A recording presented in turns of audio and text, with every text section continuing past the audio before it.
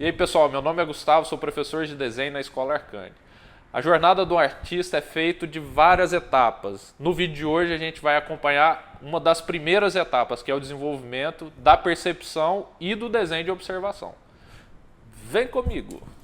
Então, para a gente entender como funciona a percepção e a nossa observação enquanto a gente desenha, é legal se a gente definir um pouco, mesmo que brevemente, o que é desenho.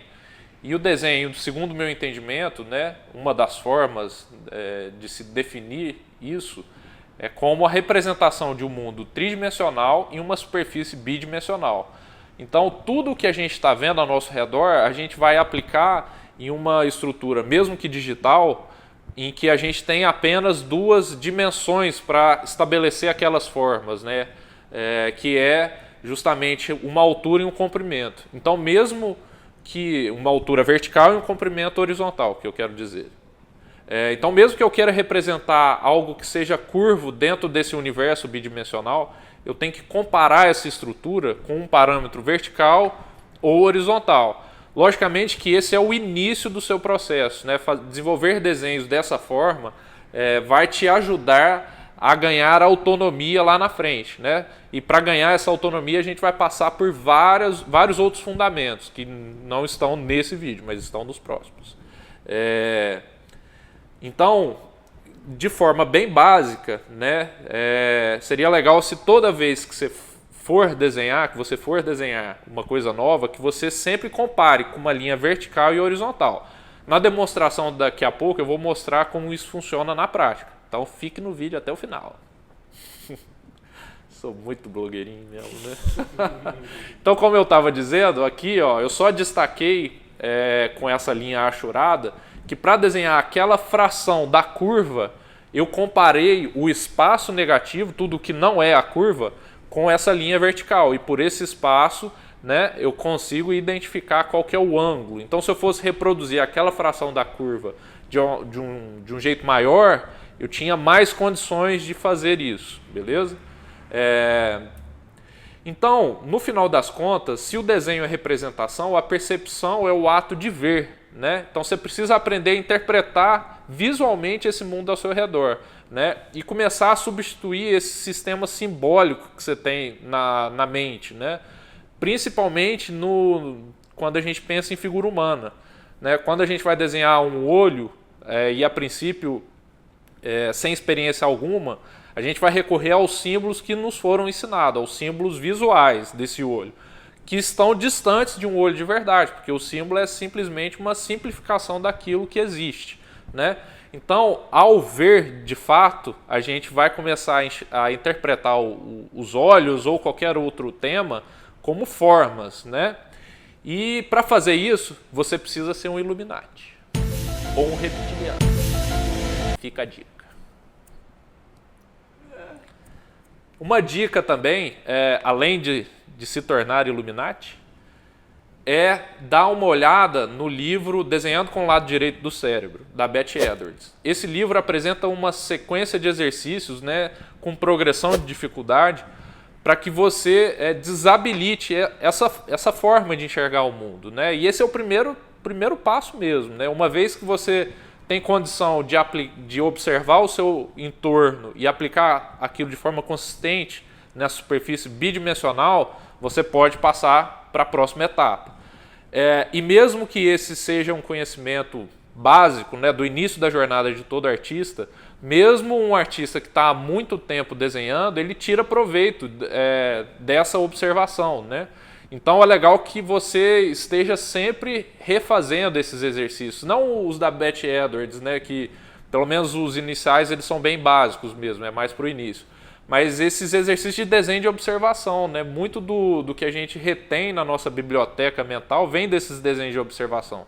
Então é importante que você faça sempre, para na hora que você precisa desenhar algo de imaginação, você tenha um vocabulário para apresentar, né? Você saiba percorrer aquele caminho que você já fez antes, observando uma referência, beleza? Então agora eu vou fazer uma demonstração de um desenho de um objeto mais simples, né? Tentando usar mais esse pensamento de comparação com essas linhas verticais e horizontais, beleza? Então, beleza. Para demonstrar isso que a gente estava discutindo a respeito da representação no ambiente bidimensional e a percepção, eu vou usar como referência essa pintura de uma máscara de gladiador, né? E a primeira coisa que eu vou estabelecer é justamente um limite aqui, né? Pelo menos um limite vertical e um horizontal em um dos lados. E eu posso fechar como uma moldura, se eu quiser, né? Eu estou tentando fazer uma projeção do formato dessa pintura, mas como é um exercício mais solto, eu só quero estabelecer algumas referências, né, para me guiar e não acontecer aquilo de eu desenhar grande demais. Porque agora eu vou tentar conter essa forma, né, dentro desse espaço que eu delimitei. Eu acho que é uma dica boa para quem tem esse problema, mesmo que no papel, de às vezes desenhar o personagem e o pé ficar de fora. Não fujam. Desenhe o pé. Desenhe o pé, cara. Então, aqui eu delimitei o fim, né? O fim dessa imagem. E a partir disso eu já tenho 4 linhas para usar de parâmetro, né? Para começar a rastrear o meu desenho. Então, olha como se aplica aquela história da curva, né? Eu vou começar a marcar essa imagem a partir da curva aqui do topo dessa forma, né? E vou comparar essa curva justamente com o limite da pintura. E vou reparar mais uma vez que ela se distancia um tanto assim, né? É meio óbvio, gente, né? Uma vez que você internaliza um pouco disso, a mágica acaba. Você acha que todo mundo está usando cheater. Mentira. Ou não. Ou é verdade. Ou é mentira. Então, à medida que você vai caminhando, você vai adicionando várias estruturas que servem de pontos de ancoragem, né? Ou seja, a partir daquele lugar, você consegue estabelecer novas linhas, né? Novos parâmetros de comparação. Então, a partir dessa primeira curva que eu apliquei, que é do topo da máscara, eu aglutinei toda a lateral dela nessa outra curva aqui. E, para fechar esse primeiro momento, eu posso determinar o restante da mesa sobre a qual a máscara está apoiada, né? Que é mais uma linha horizontal. E, bom, o restante é continuar observando, né, as distâncias. Eu posso analisar, por exemplo, quanto de tampo da mesa, né, qual que é o comprimento desse tampo da mesa, a partir da comparação com o final, né, com o limite aqui. Então eu estabeleci mais um ponto. Eu posso observar na sequência o quanto o limite da máscara se afasta daquele ponto.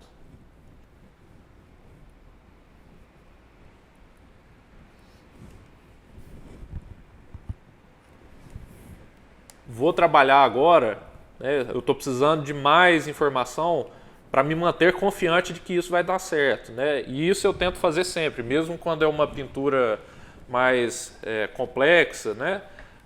Eu tento finalizar um pouquinho mais uma parte para eu entender que aquilo está funcionando, né?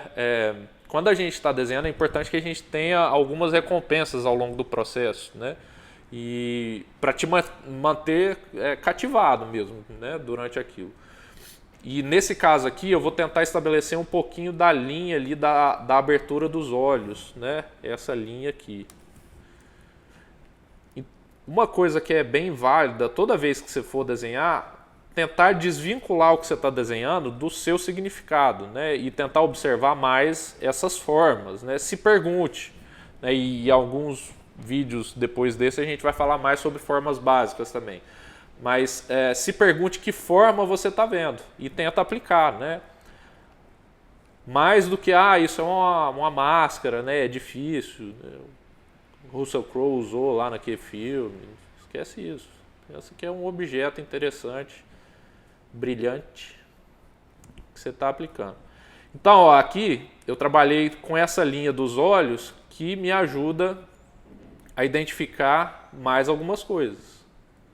Como, por exemplo, o formato dessa abertura aqui. Sempre comparando, né? É como se eu desse um zoom aqui em cada área e fosse traçando parâmetros verticais e horizontais o tempo inteiro, né? Para determinar aquelas massas. Com calma, né?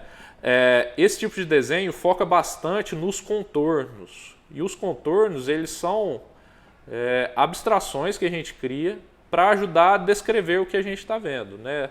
O mundo real, a gente não vê contornos, né? Esses limites, eles são apresentados muito mais através de valores do que de linhas. Então, a linha, que é um elemento importante no desenho, né? Ela é uma abstração que a gente cria.